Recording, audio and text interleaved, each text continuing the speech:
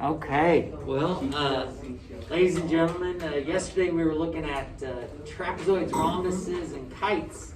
And what's kind of cool is rhombus and kite have the same formula, don't they? Yes. Which is kind of neat. And really, when you draw them out, they look very kind of similar, don't they?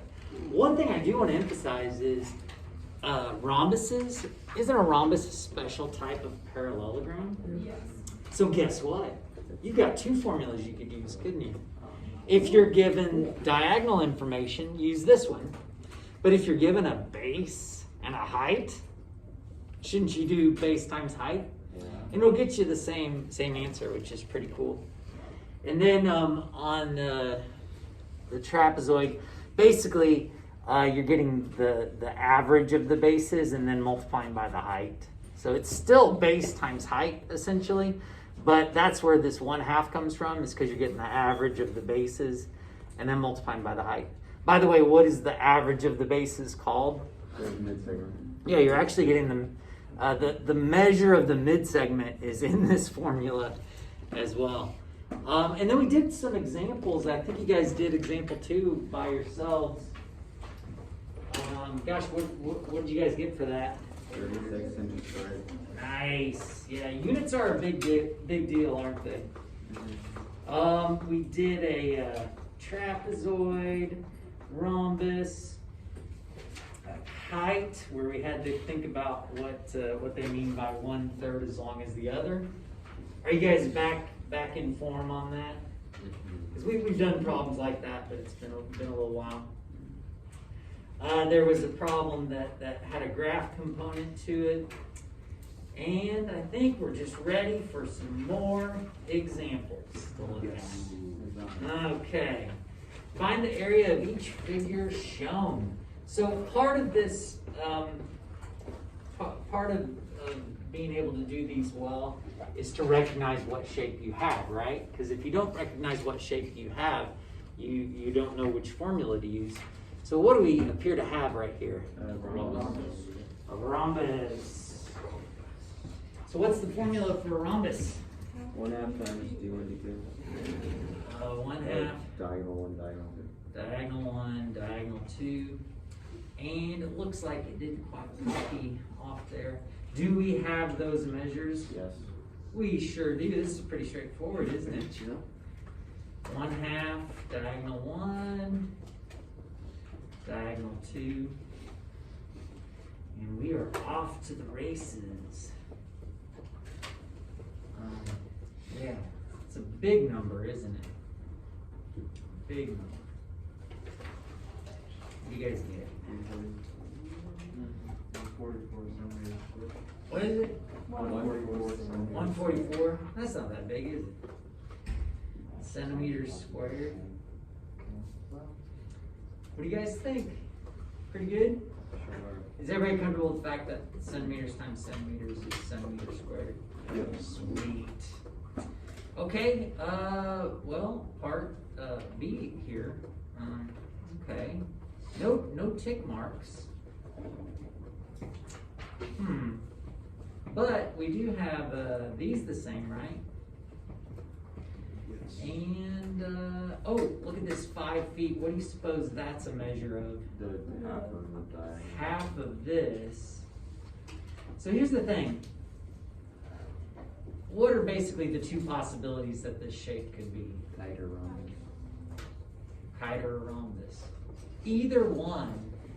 Do you guys see how if it's a rhombus, the diagonals are going to be split evenly? So if this is 5, this is going to be 5. Mm-hmm.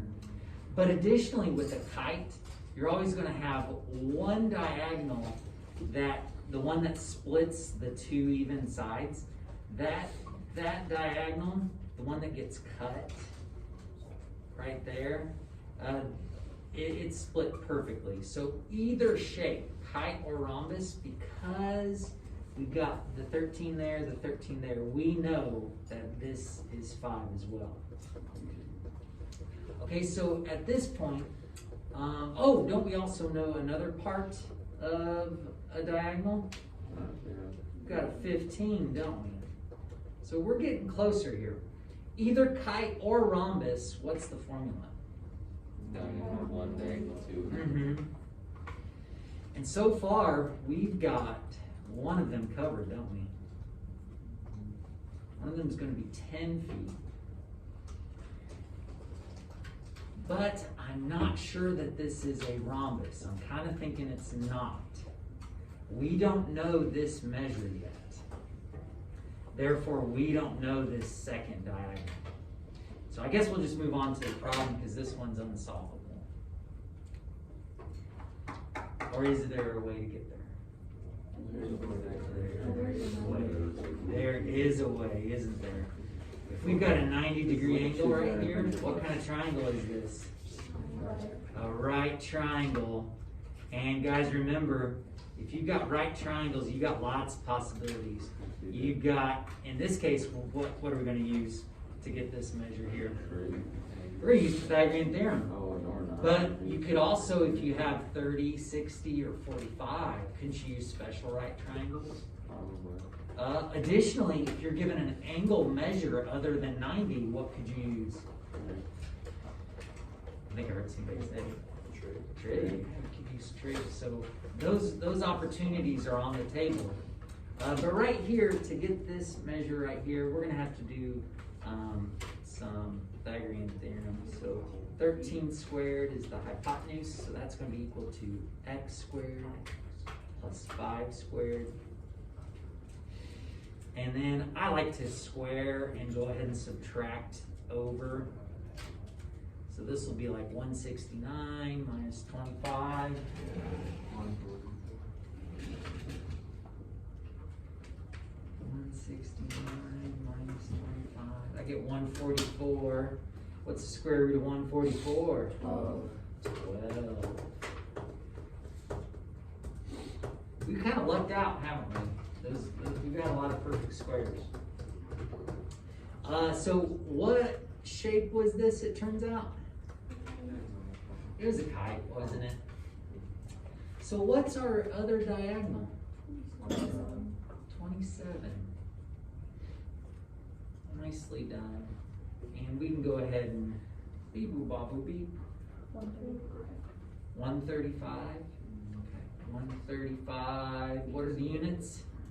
Feet squared. Feet squared. Okay. Getting a little more complicated, isn't it? We have to really think about that one some. Well, part C. I don't think I know what this entire shape is. I don't think I know a formula for that. But could I just get the areas of these separately, do you suppose? Yes. Yeah, I think we could. While I take roll, see if you can come up with a game plan before we proceed there. 16, the top, like middle. Yeah, it's the top part, yep, not the whole thing. Same like it's the one that's going up with one that's yeah. Is it the Yeah, it's the vertical, yep. From that intersection in the middle up to the 20.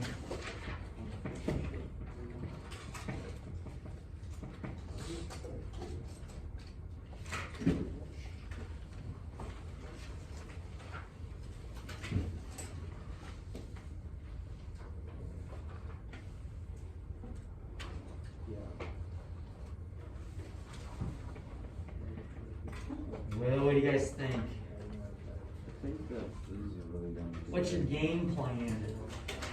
find the area of the parallelogram on the bottom and find the area of the trapezoid on top and add them together. Area of the parallelogram on the bottom, area of the trapezoid on top, add them together. Sounds like a plan. So what is the formula for the area of a parallelogram? It's base times height. Base times height. What's the formula for the area of a trapezoid? I don't remember. It's 1.5 times. 1/2 height times base 1. Yeah. And if you're ever like, oh, I don't remember what it is, just remember, isn't it the average of the bases times the height? So you can always kind of think through it. Do we have everything we need? Do we have the base of the parallelogram? Yeah, it appears to. 38 feet, do you agree? Yeah. What's the height though? 16. Oh, we got tick marks, don't we? So that's 16. So we've got the parallelograms ready to go, isn't it? I'm gonna go ahead and move over here to the trapezoid. So we've got the 1/2, and then what's the height of the trapezoid? 16. 16 feet. And we've got one of the bases is 20. Oh. Do we have the other base? Yes. We do? Yeah. Yeah, that's 38. Why is it 38? Because opposite sides are zero. Opposite sides of the parallelogram are congruent. Sounds good. So we've got everything we need to work this out.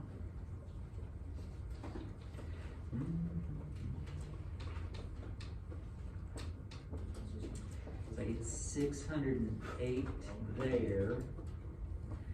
And then it's that'll be 58 times 8. I get this there. And then I add them together. So did you guys get 1,072 feet squared? Yes. Nice. Very good, very good. Feeling good? Feeling right? It's Tuesday morning? Yep. Well, why don't you guys try the next one and have me come around and check? Whoa, Zach's like, I'm way ahead of you. So yeah, let me come around. Once you've got the last one, let me check your answer. And it's 2 answers, isn't it? It's asking for the base and, oh no, how long is each base? Yeah.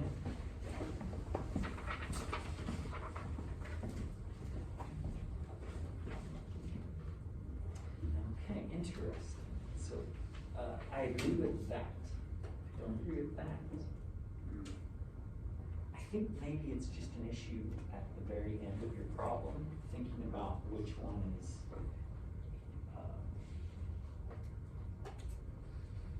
the X.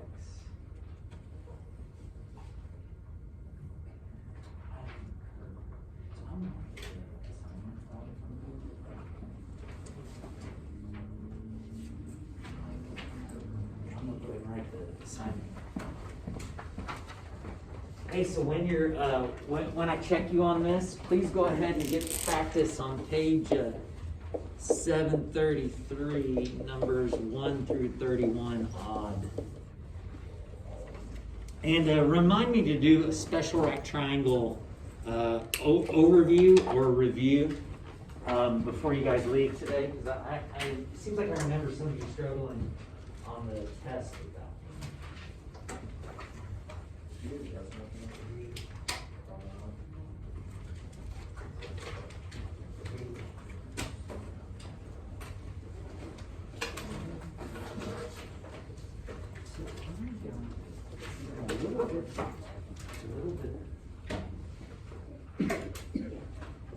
Sure. Oh, sweet. Yeah. Oh, yeah. Oh, yeah. Let me know when you're ready. Well, that is one of the answers. Yeah. But it's not both of the answers. Because there's 2 involved.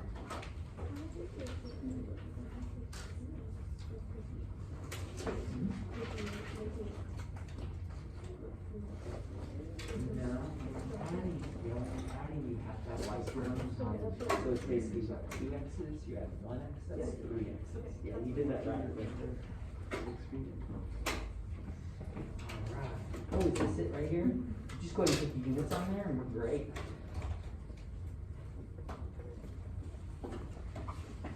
Alright. Ooh, yeah.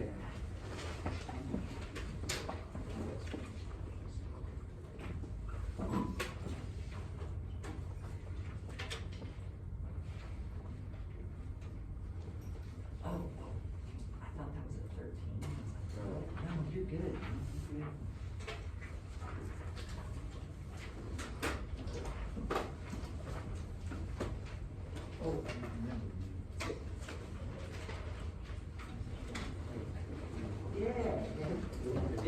figure out. I think I might have done the stupidest thing ever. X equals X. That's what I put. I put X equals X.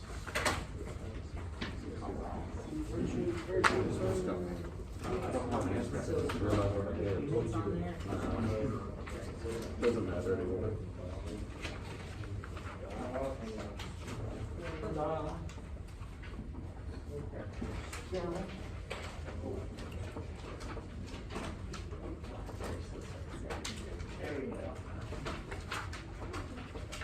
Okay, so I didn't quite check everybody yet, so let me just go over the setup that I have here. I drew a picture. This helps me to think about things. It says it's a trapezoid. The height is 8 feet. One base is twice as long as the other. Well, I'll call one base X and the other what? 2x. 2x. Or if I wanted to, I could call one X and one half X.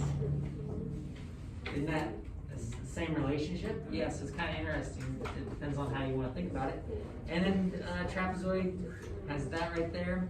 It says the area is 72 square feet. So I'm going to go 72 feet squared is equal to 1/2 the height. And then we've got the 2x plus the x. 2x plus x is what? It's 3x, isn't it? And then we can simplify this. Half of 8 is 4. 4 times 3 is 12. And we're getting really close. Whoops. Divide by 12.